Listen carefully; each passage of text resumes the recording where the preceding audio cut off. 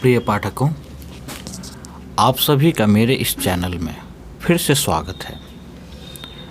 आज मैं फिर से आप लोगों के लिए अनामिका द्वारा रचित कविता कूड़ा बीनते बच्चे लेकर प्रस्तुत हुआ हूँ। तो आइए इस कविता के बारे में कुछ बातें जान लेते हैं। हम अक्सर रास्ते पर चलते समय कूड़ा उठाते बच्चों को देखते हैं और उन गरीब बच्चों को देखकर हमारे हृदय में एक आह निकल पड़ती है, जिससे हम संवेदना के स्वर में उन बच्चों के लिए अपनी दुख भरी शब्दों कहे या फिर अपनी संवेदनाएं व्यक्त करते हैं। इसी प्रकार कवित्री अनामिका जब रास्ते पर कूड़ा बीनते बच्चों को देखते हैं तो उनके संवेदना भरे शब्द जो है वह निकल पड़ते हैं, जिसे अनामिका जी ने अपने इस प्रस्तुत कविता जिसका शीर्षक है कूड़ा बीनते बच्चे में उकेरा है। तो आइए कविता के पाठन एवं व्याख्यान की ओर बढ़ते हैं। उन्हें हमेशा जल्दी रहती है, उनके पेट में चूहे कूदते हैं और खून में दौड़ती है गिलहरी।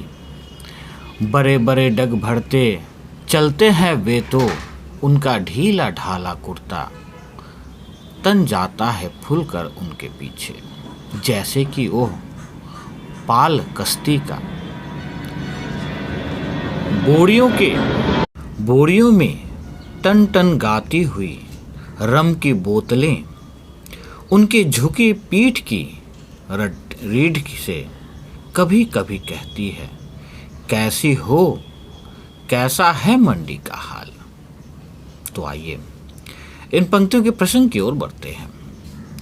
प्रस्तुत पंक्तियां कूड़ा बीनते बच्चे कविता से लिया गया है, जिसके रचयिता कवयित्री अनामिका जी हैं। यह कवयित्री ने कूड़ा पर आश्रित गरीब बच्चे के जीवन दशा का वर्णन किया है। तो आइए पंक्तियों की व्याख्या करते हैं। प्रस्तुत कविता में कूड़ा बीनते बच्चों के दृश्य को अनामिका द्वारा उकेरा गया है। यहाँ कूड़ा पर आश्रित बच्चे के जीवन दशा का वर्णन है, जो बच्चे हमेशा जल्दी में रहते हैं ताकि अधिक से अधिक कूड़ा वह उठा सके। उनके पेट में चूहे कूदते हैं, अर्थात ये बच्चे हमेशा भूख से व्याकुल रहते हैं, फिर भी ये गिलहरियों की भांति ज़्यादा जगहों तक पहुंचने के लिए बहुत तेज गति से चलते रहते हैं। यह बच्चे बड़े बड़े कदम बढ़ाकर चलते हैं, कारण कि कहीं उससे पहले उस कूड़े पर किसी दूसरे बच्चे की नज़र ना पड़ जाए और वह अधिक से अधिक कूड़ा उठाने के लिए हमेशा तेज गति से पूरे सड़क पर दौड़ता रहता है। वह बच्चा बड़े बड़े कदमों से चलता है, जिससे उनके कदम पर पड़ा ढीला ढाला कुर्ता हवा से भरकर ऐसे लगता है जैसे कि किसी कश्ती अर्थात जहाज का पाल हवा के दबाव से फूल गया हो। वह बच्चा चलता है तो उनकी पीठ पर कूड़े की बोरियों में रम की बोतलें टन टन की आवाज़ करती हुई जैसे यह कह रही हो कि आज बाजार में उन कचरों का क्या भाव चल रहा है। इस प्रकार हम देख सकते हैं कि रास्ते पर चलता हुआ वह गरीब बच्चा किन किन हालातों से गुजरता हुआ अपना जीवन यापन करता है। तो चलिए अगली पंक्ति की ओर बढ़ते हैं। बढ़ते बढ़ते चले जाते हैं वे पाताल तक और वहाँ लग्गी लगाकर बैगन तोड़ने वाले बौनों के वास्ते बना देते हैं माचिस के खाली डिब्बों के छोटे छोटे कई घर। खुद तो वे कहीं नहीं रहते, पर उन्हें पता है घर का मतलब। वे देखते हैं कि अक्सर चींटे भी कूड़े के ठोंगों से पेड़ा खुरच कर ले जाते हैं अपने घर। ईश्वर अपना चश्मा पोंछता है सिगरेट की पन्नी उनसे ही लेकर। तो आइए पंक्तियों के प्रसंग की ओर बढ़ते हैं। प्रस्तुत पंक्तियों में कूड़ा बीनते हुए बच्चे तथा ईश्वर के नाइंसाफी की चर्चा हुई है। तो आइए पंक्तियों की व्याख्या करते हैं।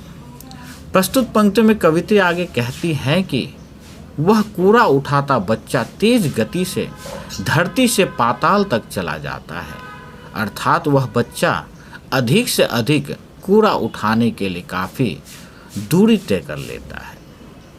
यहाँ कवित्री ने बैगन तोड़ते बौने बच्चे के उदाहरण से यह कह रही है कि वह बच्चा कूड़ा उठाता हुआ आगे जाकर किसी दूसरे बच्चे के साथ खेलने लगता है और उस बच्चे में माचिस के डिब्बे से घर बनाने वाला खेल खेलता है, जिसके नसीब में रहने के लिए घर तक नहीं होता।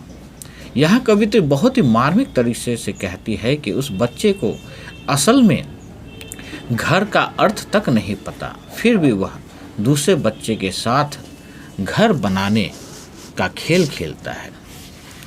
कवित्री आगे कहती है कि वह बच्चा कूड़ा उठाता हुआ देखता है कि उस कूड़े में पड़े जूठे ठोंगों से चींटियां बची हुई पेड़ा उठाकर अपने बिल में जमा करती है।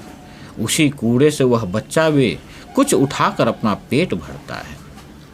इस प्रकार सिगरेट की पन्नी के उदाहरण के माध्यम से कवित्री यहाँ उस बच्चे की दशा का दोष ईश्वर पर डालते हुए कहती है कि ईश्वर भी अपने चश्मे के शीशे को उसी बच्चे के हाथ के सिगरेट के प्लास्टिक से पूछता है। अर्थात कवित्री व्यंग करते हुए कहते हैं कि वही बच्चे रास्ते पर पड़ने वाले मंदिरों पर दान भी करते हैं। इस कविता में अगर हम विशेष की बात करें तो इस कविता में हम देखते हैं कि कवित्री ने यहाँ बड़ी ही मार्मिक तरह से कूड़ा उठाने हुए गरीब बच्चों के जीवन दशा का वर्णन किया है।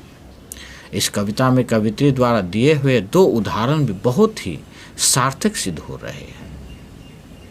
इस प्रकार मैं आशा करता हूँ कि मेरा यह व्याख्यान आप लोगों के लिए सार्थक सिद्ध हो। इसी आशा के साथ आज यहाँ तक, धन्यवाद।